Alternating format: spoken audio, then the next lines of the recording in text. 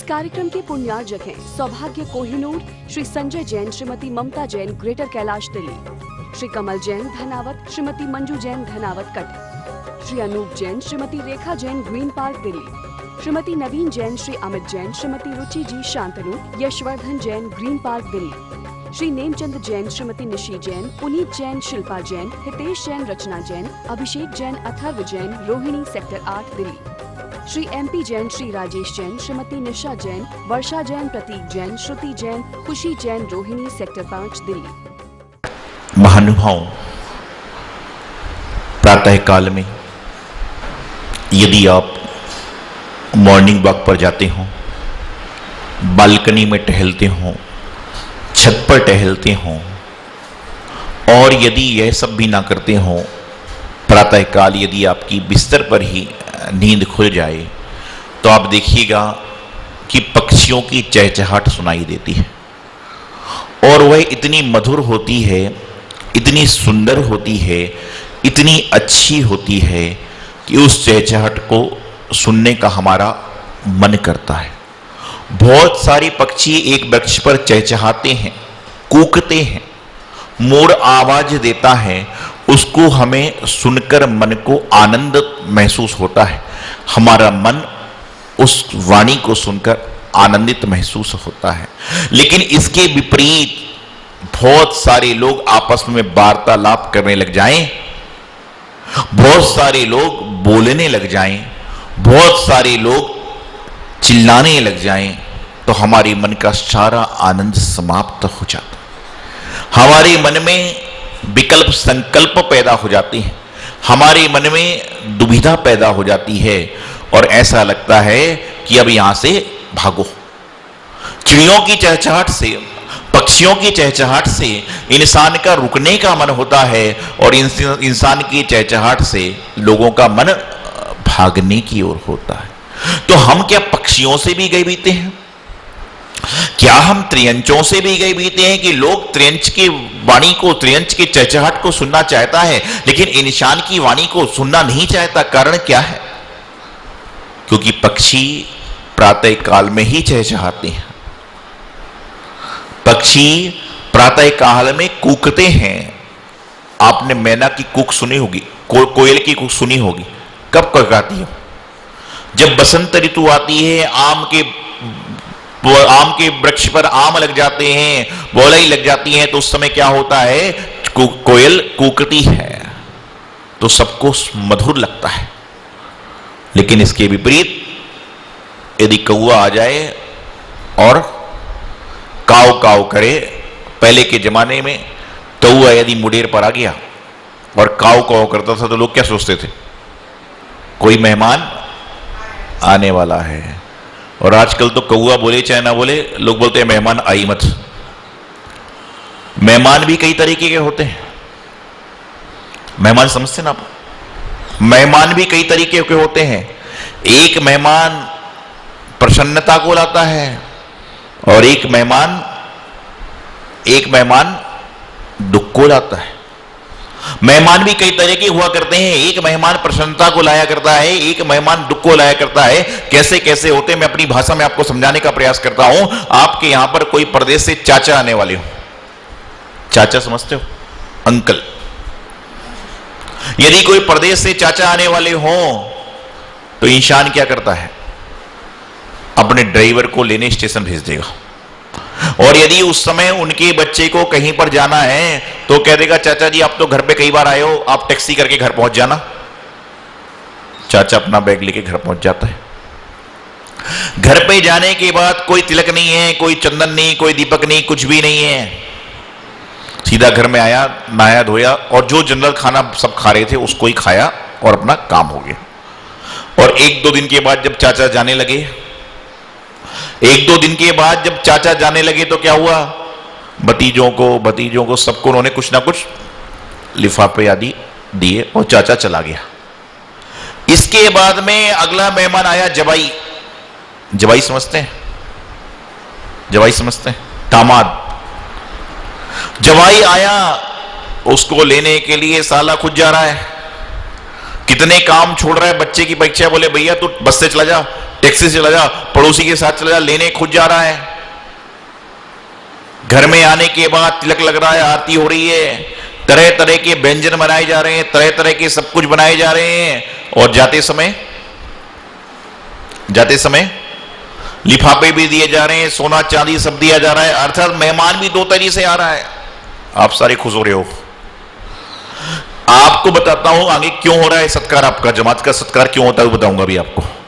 तो मैं बता रहा था कि एक मेहमान सुख रूप में आ रहा है कि वह आ रहा है तो लोग प्रसन्न हो रहे हैं, बल्कि वो तुम्हारा लेके जा रहा है, और चाचा आ रहा है तो आदमी दुखी हो रहा है, कहां से आ गया यार, अब लेने जाओ, छोड़ने जाओ। वो बेचारा जाते समय कुछ देकर भी जा रहा है। तो एक बार किसी ने पूछा कि महाराज जी ऐसा क्यों होता है कि जवाई की दीपक भी, आरती भी, और यूं तमाम लिफाफे वगैरह सब दिए जा रहे हैं, और चाचा कुछ नहीं। मैंने कहा जी मैं कुछ नहीं जानता हूं। नहीं बोले आप क्यों नहीं जानते हो? ठीक है, आपने घर गृहस्थी नहीं बसाई, शादी संबंध नहीं हो, लेकिन आपको बहुत सारी जानकारी है। आप लोग ये मत सोचना कि मुझे सब बातें कैसे पता चलती हैं। आप सबके बीच में रहता हूं तो मालूम तो चलती ना बातें, कहां क्या हो रहा है। तो बोले आप बताइए कारण क्या है? मैंने कहा जी मैं नहीं बताऊंगा। नहीं बोले महाराज जी आप बता दीजिए। मैंने कहा भी देखिए मैं अपनी व्यक्तिगत बात सोचता हूं, ये मेरी व्यक्तिगत सोच है कि घर में जवाई का आदर सत्कार क्यों होता है पता आपको? घर में जवाई का आदर सत्कार सबसे ज्यादा क्यों होता है कि घर वाले कहते हैं कि हमारे घर की सबसे बड़ी मुसीबत तेरे गली पड़ी है, हमारे घर की सबसे बड़ी मुसीबत तेरे गले पड़ी है, तो भैया तेरे को आदर सत्कार तो होना ही चाहिए। एक बार ऐसे ही हुआ, एक जवाई ने अपने ससुर जी को फोन लगा दिया गुस्से में। बोले क्या बताऊं ससुर जी, शादी को 10 साल हो गए, 12 साल हो गए, जो अपनी बात में होता है। बोले कोई सुख नहीं है, कोई शांति नहीं है, कुछ नहीं है। ससुर ने कहा ठंडक रखो। अरे बोले क्या ठंडक रखो, आप भी अपनी बच्ची का पक्ष लेते हो। बोले ठंडक रखो, ठंड रखो। बोले क्या ठंडक रखो? अरे बोले तू खुशकिस्मत है। जवाई से ससुर कह रहा है कि तुम खुशकिस्मत हो। बोले कैसे? तुम्हारे पास तो बोले कपड़े का एक टुकड़ा है, सारा थान तो मेरे पास में है। अर्थात उसकी मां तो बोले इसकी मां तो मेरे साथ ही रह रही, तेरे पास तो एक टुकड़े का कपड़ा गया हुआ है। ये संसार है, क्या हो रहा है? तो मैं आपको समझाना चाह रहा हूं, बताना चाह रहा हूं कि मेहमान की बात चल रही थी, व्यवस्था चल रही थी कि जब 4 लोग बोलते हैं तो उस समय आदमी सुनना नहीं चाहता कि 4 लोग बकबक करते हैं। पक्षी जो होता है, पहले बता रहा था कौवा जो बोलता है उस समय बोलता था जब मेहमान आने वाले होते थे, लेकिन आजकल मेहमान आना भी बड़ा मुश्किल कार्य है। तो जिंदगी में प्रयास कीजिए कि पशुओं पक्षियों की चहचहाहट से इंसान की नींद खुलती तो इंसान का मन प्रसन्न होता है, लेकिन आदमी की चहचहाहट चलती है, आदमी का बोल चलता है तो किस तरह से चलता है? भगवान महावीर स्वामी से गौतम स्वामी ने प्रश्न किया कि पंचम काल में जहां जहां दुख है, तहां तहां तकलीफ है, तो हम ऐसा क्या कार्य करें कि जीवन में तकलीफ ना हो? तो उन्होंने कहा कि हे भगवान मैं कहां जाऊं, कहां बोलूं, कहां बैठूं, कहां पर क्या कार्य करूं जिससे कि जीवन में तकलीफ ना हो? तो उन्होंने कहा कि वहां पर जाओ, वहां पर बैठो, वहां पर बोलो जहां पर तुम्हारे बोलने की आवश्यकता हो, जहां पर तुम्हारे लिए लोग बुलाएं, यत्न पूर्वक बोलो। उन्होंने कहा कि यत्न पूर्वक खाओ, यत्न पूर्वक पियो, यत्न पूर्वक चलो, यत्न पूर्वक रहो और यत्न पूर्वक देखो, तो आपको जीवन का एक अलग ही आनंद आएगा। लेकिन आज जब इंसान बोलना चालू करता है तो बंदूक की गोली भी 6 गोली के बाद, 10 गोली के बाद, स्टेन गन भी होती है 100-200 गोली के बाद समाप्त हो जाती है, लेकिन इंसान की जब जवान चालू होती है तो वह बंद नहीं होती, और उस समय पता नहीं वो क्या क्या बोल देता है जो उसको पता ही नहीं है। कई बार इंसान गुस्से में कह जाता है इससे अच्छा तो मैं, अरे क्यों बोल रहे हो? मनुष्य पर्याय कितनी दुर्लभता से मिली है। यह मनुष्य पर्याय लाखों करोड़ों जन्मों का फल मान के चलिए, लाखों वर्षों की तपस्या मान के चलिए कि यह मनुष्य पर्याय मिली। और मनुष्य पर्याय में भी आपको जन्म मिलने के बाद जैन कुल मिला, और जैन कुल में जन्म लेने के बाद में आपको देव शास्त्र गुरु का समागम मिला। यह आपके जीवन का सबसे बड़ा अनमोल क्षण है। नहीं तो लोग तरसते हैं कि महाराज हमारे गांव में आ जाएं, महाराज जी को हम हार दे दें, महाराज जी हमारे नगर में आ जाए। लोग तरसते हैं कि मैं शिखर जी जाकर भगवान का अभिषेक कर पाऊं, चंपापुर जाकर भगवान पासपूज स्वामी के दर्शन कर पाऊं। आपको इतनी बड़ी पर्याय मिली तो आपको बोलते समय क्या बोलना है? हे भगवान इससे अच्छा तो मुझे, कई जब बार इंसान परेशान होता है तो कहता है हे भगवान मुझे उठा लो। मतलब तुम्हारा काम घर में नहीं रह गया तो भगवान अपने पास बुला लें। भगवान को बेकाम के आदमी पसंद है? अरे विचार करिए, ये तो कभी सोचना ही चाहिए। ठीक है, न जीने की इच्छा न मरने की वांछा, ये बात अलग है, लेकिन आपको कभी भी गलत बात तो मुंह से और किसके लिए निकाल रहे हो? अपने लिए। भारत देश का 100 में से 90 आदमी गुस्से में क्या छोड़ता है? भारत देश के रहने वाले 100 लोगों में से 90 इंसान गुस्से में क्या छोड़ते हैं बताइए मुझे। आप सबको गुस्सा नहीं आता, पड़ोसियों को तो आता हो कभी कभी। आप सबके भारत देश के लोग जब बहुत ज्यादा गुस्से में होते हैं, 100 में से 90 लोग क्या छोड़ते हैं? भोजन को छोड़ते हैं, खाना छोड़ते हैं। 100 में से 90 लोग खाने को छोड़ देते हैं और उसके बाद आधे घंटे बाद इंतजार करते हैं कि कोई खाने को बुला ले। क्या है? क्रोध को लाइए, क्रोध को तीव्रता से लाइए, लेकिन क्रोध की जो वेग है उसको अपने कर्मों को काटने का प्रयास कीजिए तो निश्चित रूप से क्रोध करना सार्थक है। लेकिन क्रोध कर से कर्म बढ़ा रहे हैं, इससे कोई फायदा नहीं होगा। जिंदगी में ऐसा बोलिए कि लोग सुनने का प्रयास करें। ऐसी जगह बैठिए जहां पर लोग आपको अच्छी तरह से बैठाने का प्रयास करें। ऐसी जगह चलिए जहां पर चलने के बाद कोई तकलीफ ना हो। आप मंदिर में भगवान के सामने खड़े हो गए, आरती का दीपक लिया है, जय जय ना पंच परमेश्वरी भगवान की यह विधि मंगल आरती करे, ओम आदिनाथ देवा, ओम पारसनाथ देवा, लगे आरती करे, करो। आरती करने कोई बाधा नहीं है, लेकिन कम से कम आरती करते समय पीछे तो देख लो कि परमात्मा की और आपके बीच में, परमात्मा और उस इंसान के बीच में आपकी पीठ तो नहीं आ रही है, आपका अंतराय कर्म तो नहीं हो रहा है। इस बात का भी विचार करिए। अब आहार देने आ रहे हो, आप गुरुओं की सेवा करने आ रहे हो, आप जिनवाणी की सेवा करने आ रहे हो, तो कम से कम इस तरह का तो कार्य करो कि हम जहां पर कार्य कर रहे हैं उस कारण से मेरे द्वारा किसी को अंतराय तो नहीं आ रहा है। क्योंकि यदि हम जीवन में अंतराय कर रहे हैं तो समझ के चलना कि जो हमारे जीवन में अंतराय आ रहे हैं, हमारे जीवन में तकलीफें आ रही हैं, हमारे जीवन में परेशानी आ रही है, पूर्व जन्म का कहीं ना कहीं पाप कर्म का उदय है कि जो पिछले जन्म में हमने कोई ऐसा अंतराय कर्म वादा होगा, उसकी फलश्रुति आज हमारे हर कार्य में अंतराय आ रहा है। तो हे भगवान, कम से कम इस जन्म में तो हम ऐसा कार्य ना करें जिससे कि आने वाले भवों में भी हमें अंतराय कर्म का बंध हो। भोजन करने बैठो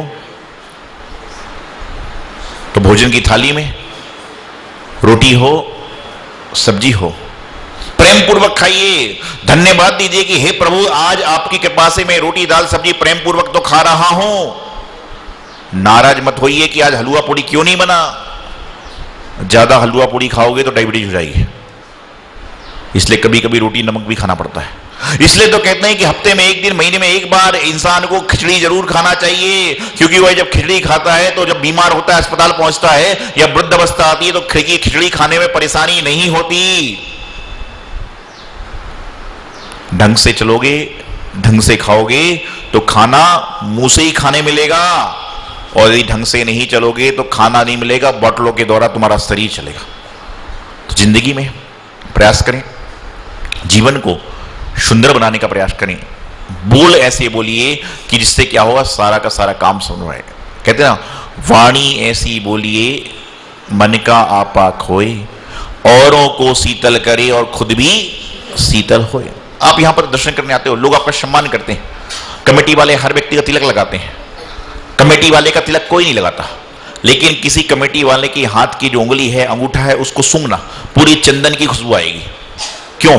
क्योंकि दूसरों के मस्तक पर जो चंदन लगाया करता है, उसकी उंगलियों से, उसके अंगूठे से चंदन की खुशबू आती है, तो कोई बड़े आश्चर्य की बात नहीं है। और जो दूसरे को कोयला लेकर मारने के लिए फेंकने जाता है, जो कोयला उठाकर दूसरों को मारने के लिए कोयला फेंकने जाता है, तो उसके हाथ में कालीमा रह जाए तो कोई बड़े आश्चर्य की बात नहीं है। दोनों में, चंदन लगाने में भी आपका कुछ नहीं बिगड़ रहा है और कोयला फेंकने में तो बहुत कुछ बिगड़ रहा है, लेकिन जो कोयला फेंकता है उसके हाथ में कालीमा अपने आप आ जाती है, और जो चंदन लगाता है उसके हाथ में चंदन की सुगंध अपने आप आ जाती है। तो वाणी को बोलिए, आपकी वाणी संयमित हो, आपकी वाणी नियंत्रण में हो, आपकी वाणी सुंदर हो, आपकी वाणी इस तरह से हो कि लोग आपको बुलाकर बोलना चाहें, सुनना चाहें, पसंद करना चाहें। ऐसा मत बोलो, ऐसा मत बोलो। एक बार एक जगह सत्संग चल रहा था, प्रवचन का समय था 15-25 मिनट का, 30-35 मिनट हो गए, 40 मिनट हो गए, 45 मिनट हो गए, लोग जोर जोर से ताली बजाने लगे। उस संत ने सोचा मैं अच्छा बोल रहा हूं इसलिए लोग ताली बजा रहे हैं। 5 मिनट बाद और जोर जोर से तालियां बजने लग गई। वह बोले मैं अच्छा बोल रहा हूं, लोग इसलिए प्रसन्न होकर तालियां पे ताली पीट रहे हैं। इतने में पड़ोस में एक व्यक्ति आया, बोले ताली इसलिए बजा रहे हैं कि महाराज जी अब बस करो। अरे क्या है, क्या चल रहा है? आप ऐसी बात बोलिए जहां पर जाने के बाद लोग आपको सुनना पसंद करें और आपकी बात को सुनकर लोग उसको अपने जीवन में उतारने का प्रयास करें। जीवन में उतारने के बाद अपने जीवन को संस्कारित बनाने का प्रयास करें तो निश्चित रूप से आपके जीवन का कल्याण होगा और आपका जीवन उत्तरोत्तर विकास की ओर होगा।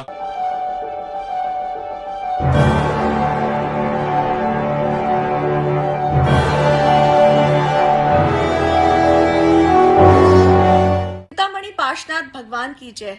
आचार्य श्री सिद्धांत सागर जी महाराज की जय। आचार्य श्री सौभाग्य सागर जी महाराज की जय। परम पूज्य गुरुदेव बाल योगी आचार्य श्री 108 सौभाग्य सागर जी महाराज की प्रेरणा एवं आशीर्वाद से दिल्ली क्षेत्र में मुनिसुव्रत तीर्थ का भव्य निर्माण कार्य प्रगति से चल रहा है, जहां पर 24 तीर्थंकरों की 24 वेदियों का निर्माण होगा और प्रत्येक वेदी पर 24 भगवान की 7-7 इंच की प्रतिमाएं विराजमान होंगी। एक प्रतिमा को विराजमान करने हेतु सहयोग राशि मात्र 1,24,000 रुपए रखी गई है। आप अपने परिवार की ओर से प्रतिमा स्थापित कर धर्म लाभ ले सकते हैं। यहाँ के जिन चित्तालय में प्रतिदिन विशेष पंचामृत अभिषेक शांति धारा होती है। जो भी महानुभाव अपने या अपने परिवार की ओर से अभिषेक और शांति धारा करना चाहते हैं वो नीचे दिए गए संयोजकों से संपर्क कर अपना नाम आरक्षित कर पुण्यार्जन कर सकते हैं। इस कार्यक्रम के पुण्यार्जक हैं सौभाग्य कोहिनूर, श्री संजय जैन, श्रीमती ममता Jain, greater Kailash Delhi, Shri Kamal Jain Dhanawat, Shrimati Manju Jain Dhanawat cut, Shri Anoop Jain, Shrimati Rekha Jain, green park Delhi, Shrimati नवीन जैन, श्री अमित जैन, श्रीमती रुचि जी शांतनु, यशवर्धन जैन, ग्रीन पार्क दिल्ली, श्री नेमचंद जैन, श्रीमती निशी जैन, पुनीत जैन, शिल्पा जैन, हितेश जैन, रचना जैन, अभिषेक जैन, अथर्व जैन, रोहिणी सेक्टर 8 दिल्ली, श्री MP जैन, श्री राजेश जैन, श्रीमती निशा जैन, वर्षा जैन, प्रतीक जैन, श्रुति जैन, खुशी जैन, रोहिणी सेक्टर 5 दिल्ली।